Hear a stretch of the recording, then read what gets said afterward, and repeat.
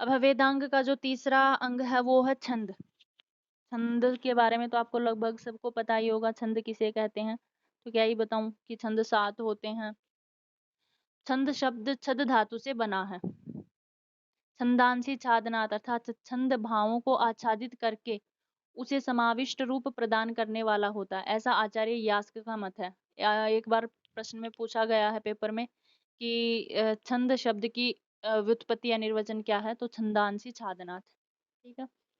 या फिर यद अक्षरम परिमाणम तत्छंद है, जहाँ पर अक्षरों का परिमाण किया जाता है, गिना जाता है जहाँ पर, क्योंकि हम छंद कहाँ गिनते हैं, छंद में हम अक्षरों को तो गिनते हैं कि अगर 24 अक्षर मिलते हैं तो हम गायत्री छंद बोलते हैं, और अगर हमें 28 छंद मिलते हैं तो हम उष्णिक बोल देते हैं। तो जहाँ पर अक्षरों की गिनती की जाती है तत्छंद है, उनको छंद कहा जाता है। अर्थात जिसमें वर्णों या अक्षरों की गिनती निर्धारित होती है उसे छंद कहते हैं, ऐसा आचार्य कात्यायन का मानना है।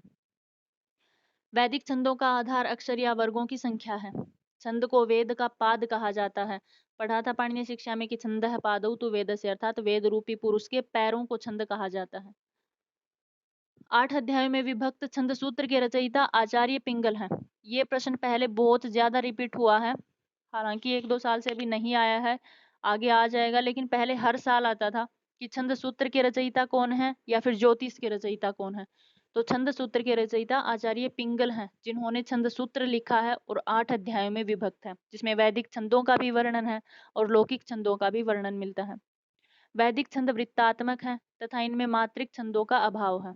निदान सूत्र में छंदों के नाम और लक्षण दिए गए हैं।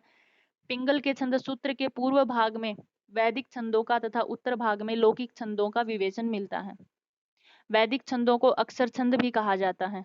वैदिक छंद 2 प्रकार के होते हैं, या तो अक्षर गण अनुसारी होते हैं या पादागण अनुसारी, मतलब जिसमें पाद गिने जाते हैं या अक्षर गिने जाते हैं।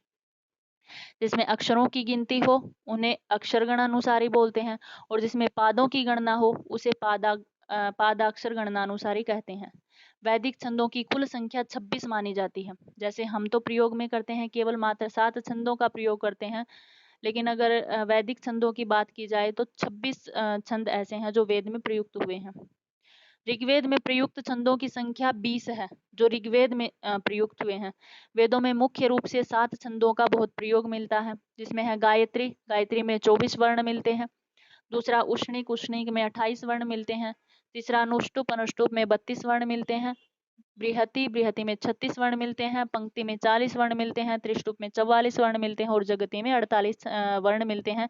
ये प्रश्न भी आपसे बहुत बार पूछा जाता है कि उष्णिक में कितने अक्षर होते हैं, तो आपसे ऑप्शन में दिया जाता है 28 हैं, या बृहति में कितने अक्षर होते हैं, या जगति में कितने, त्रिष्टुप में कितने अक्षर होते हैं। ठीक है, ये बृहति वाला है, ये 2018 का प्रश्न है, आया हुआ है। बृहति में कितने अक्षर होते हैं, तो आपको याद रखना 4-4 अक्षर बढ़ाते जाना है और ये नंबर वाइज याद रख लेना आप। गायत्री, उष्णिक, अनुष्टुप, बृहति, पंक्ति, त्रिष्टुप और जगति, और 4-4 अक्षर बढ़ाते जाना, 24, 28, 32, 36, 40, 44 और 48। ठीक है,